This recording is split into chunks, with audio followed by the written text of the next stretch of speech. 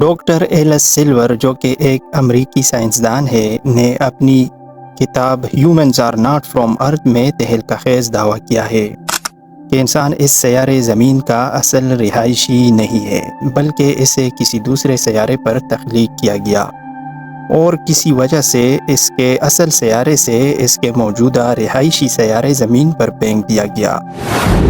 Doctor else جو کہ ایک سائنسدان، محقق، مصنف اور امریکہ کا نامور ایکالوجسٹ ہے، اس کی کتاب میں اس کے الفاظ پر غور کیجیے۔ ذہن میں رہے کہ یہ الفاظ ایک سائنسدان کے ہیں جو کسی مذہب پر یقین نہیں رکھتا۔ اس کا کہنا ہے کہ انسان جس ماحول میں پہلی بار تخلیق کیا گیا اور جہاں یہ رہتا رہا ہے، وہ سیارہ، وہ جگہ اس قدر آرام دہ، پرسکون اور مناسب ماحول والی تھی جسے VIP کہا جا سکتا ہے۔ وہاں پر انسان بہت ہی نرم و نازک ماحول میں رہتا تھا۔ اس کی نازک مزاجی اور آرام پرست طبیعت سے معلوم ہوتا ہے کہ اس سے اپنی روٹی روزی کے لیے کچھ بھی تردد نہیں کرنا پڑتا تھا۔ یہ کوئی بہت ہی لاڈلی مخلوق تھی جس سے اتنی لگژری لائف میسر تھی۔ وہ ماحول ایسا تھا جہاں سردی اور گرمی کی بجائے بہار جیسا موسم رہتا تھا اور وہاں پر سورج جیسے خطرناک ستارے کی تیز دھوپ اور الٹرا وائیولٹ شعاعیں بالکل نہیں تھی جو اس کی برداشت سے باہر اور تکلیف دہ ہوتی ہیں۔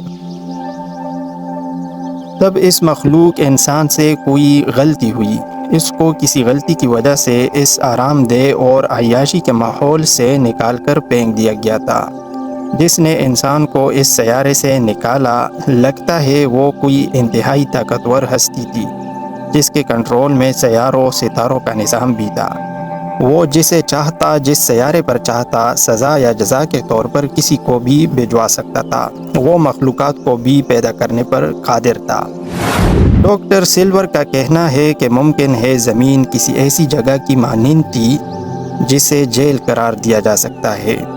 یہاں پر صرف مجرموں کو سزا کے طور پر بھیجا جاتا ہو، کیونکہ زمین کی شکل کالا پانی جھیل کی طرح ہے، خشکی کے ایک ایسے ٹکڑے کی شکل جس کے چاروں طرف سمندر ہی سمندر ہے، وہاں انسان کو بھیج دیا گیا۔ ڈاکٹر سلور ایک سائنٹسٹ ہے جو صرف مشاہدات کے نتائج حاصل کرنے کے بعد ہی رائے قائم کرتا ہے۔ اس کی کتاب میں سائنسی دلائل کا ایک انبار ہے جن سے انکار ممکن نہیں۔ اس کے دلائل کی بڑی بنیاد جن پوائنٹس پر ہے ان میں سے چند ایک ثابت شدہ یہ ہیں۔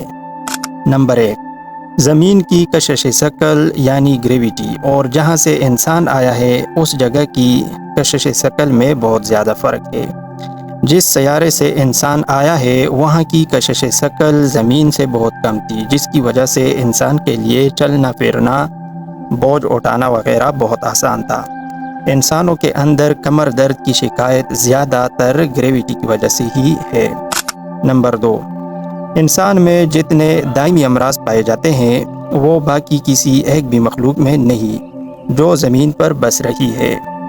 ڈاکٹر ایلس لکھتا ہے کہ آپ اس روئے زمین پر ایک بھی ایسا انسان دکھا دیجئے جسے کوئی ایک بھی بیماری نہ ہو تو میں اپنے دعوے سے دستبردار ہو سکتا ہوں، جبکہ میں آپ کو ہر جانور کے بارے میں بتا سکتا ہوں کہ وہ وقتی اور عارضی بیماریوں کو چھوڑ کر کسی ایک بھی مرض میں ایک بھی جانور گرفتار نہیں ہے۔ نمبر 3، ایک بھی انسان زیادہ دیر تک دھوپ میں بیٹھنا برداشت نہیں کر سکتا، بلکہ کچھ ہی دیر بعد اس کو چکر آنے لگتے ہیں اور سن سٹروک کا شکار ہو سکتا ہے، جبکہ جانوروں میں ایسا کوئی مسئلہ نہیں ہوتا۔ مہینوں دھوپ میں رہنے کے باوجود جانور نہ تو کسی جلدی بیماری کا شکار ہوتے ہیں اور نہ ہی کسی اور طرح کے مرض میں مبتلا ہوتے ہیں جس کا تعلق سورج کی تیز شعاعوں یا دھوپ سے ہو۔ نمبر 4، ہر انسان یہی محسوس کرتا ہے اور ہر وقت اسے احساس رہتا ہے کہ اس کا گھر اس سیارے پر نہیں۔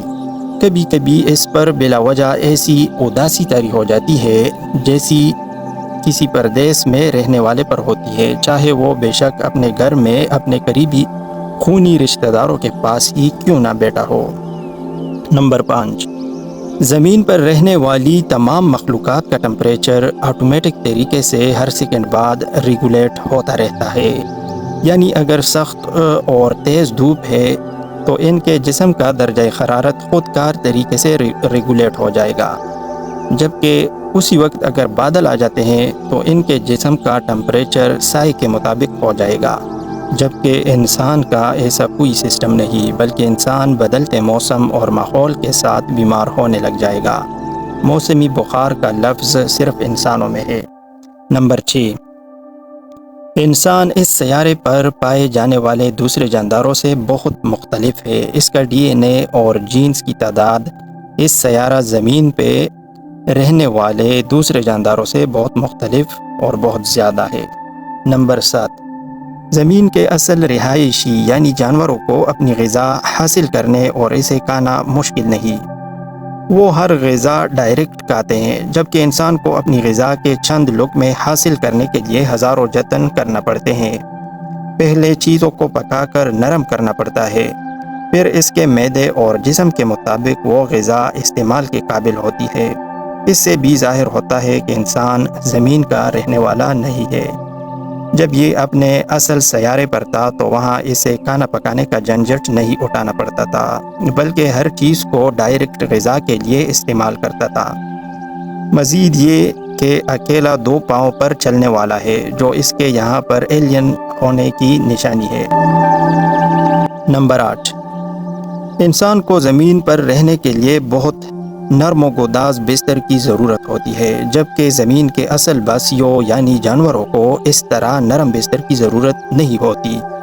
یہ اس چیز کی علامت ہے کہ انسان کے اصل سیارے پر سونے اور آرام کرنے کی جگہ انتہائی نرم و نازک تھی، جو اس کے جسم کی نازکی کے مطابق تھی۔ نمبر 9، انسان زمین کے سب باسیوں سے بالکل الگ ہے، لہٰذا یہ یہاں پر کسی بھی جانور، بندر یا چمپینزی وغیرہ کی ارتقائی شکل نہیں ہے، بلکہ اسی کسی اور سیارے سے زمین پر کوئی اور مخلوق لا کر پھینک گئی تھی۔ نمبر 10، انسان کو جس اصل سیارے پر تخلیق کیا گیا تھا وہاں زمین جیسا گندا ماحول نہیں تھا۔ اس کی نرم و نازک جلد جو زمین کے سورج کی دھوپ میں جھلس کر سیاہ ہو جاتی ہے، اس کے پیدائشی سیارے کے مطابق بالکل مناسب بنائی گئی تھی۔ یہ اتنا نازک مزاج تھا کہ زمین پر آنے کے بعد بھی اپنی نازک مزاجی کے مطابق ماحول پیدا کرنے کی کوششوں میں رہتا ہے۔ جس طرح اسے اپنے سیارے پر آرام دہ اور پرتعیش بستر پر سونے کی عادت تھی، وہ زمین پر آنے کے بعد بھی اسی کے لیے اب بھی کوشش کرتا ہے کہ زیادہ سے زیادہ آرام دہ زندگی گزار سکوں۔ جیسے خوبصورت، قیمتی اور مضبوط محلات، مکانات اس سے وہاں اس کے ماں باپ کو میسر تھے، وہ اب بھی انہی جیسے بنانے کی کوشش کرتا ہے، جبکہ باقی سب جانور اور مخلوقات اس سے بے نیاز ہیں۔ نمبر 11، یہاں زمین کی مخلوقات عقل سے عاری اور تھرڈ کلاس زندگی کی عادی ہیں، جن کو نہ اچھا سوچنے کی توفیق ہے، نہ اچھا رہنے کی اور نہ ہی امن و سکون سے رہنے کی۔ انسان ان مخلوقات کو دیکھ دیکھ کر خونخوار ہو گیا، جبکہ اس کی اصلیت محبت، فنون لطیفہ اور امن و سکون کی زندگی تھی۔ ڈاکٹر ایلس کا کہنا ہے کہ انسان کی عقل و شعور اور ترقی سے اندازہ ہوتا ہے کہ اس ایلین کے والدین کو اپنے سیارے سے زمین پر آئے ہوئے کچھ زیادہ وقت نہیں گزرا، ابھی کچھ ہزار سال ہی گزرے ہیں۔ یہ ابھی اپنی زندگی کو اپنے پرانے سیارے کی طرح لگژری بنانے کے لیے بھرپور کوشش کر رہا ہے، کبھی گاڑیاں ایجاد کرتا ہے، کبھی موبائل فون۔ اگر اس سے آئے ہوئے چند لاکھ سال بھی گزرے ہوتے تو یہ جو آج ایجادات نظر آ رہی ہیں یہ ہزاروں سال پہلے وجود میں آ چکی ہوتی، کیونکہ میں اور تم اتنے گئے گزرے نہیں کہ لاکھوں سال تک جانوروں کی طرح بے چارگی اور ترس کی زندگی گزارتے رہتے۔ ڈاکٹر ایلس سلور کی کتاب میں اس حوالے سے بہت کچھ ہے، اور سب سے بڑی بات یہ ہے کہ اس کے دلائل کو ابھی تک کوئی جھوٹا نہیں ثابت کر سکا۔ سائنس اللہ کی طرف چل پڑی ہے، سائنسدان وہ سب کہنے پر مجبور ہو گئے ہیں جو انبیاء کرام اپنی نسلوں کو بتاتے رہے تھے۔ ارتقاء کے نظریات کا جنازہ اٹھ چکا ہے۔ اب انسانوں کی سوچ کی سمت درست ہو رہی ہے۔ یہ سیارہ ہمارا نہیں ہے۔ اللہ پاک نے اپنی عظیم کتاب قرآن حکیم میں بھی بار بار لاتعداد مرتبہ یہی بتا دیا کہ اے انسانوں، یہ دنیا کی زندگی تمہاری آزمائش کی جگہ ہے۔ یہاں سے تم کو تمہارے اعمال کے مطابق سزا و جزا ملے گی۔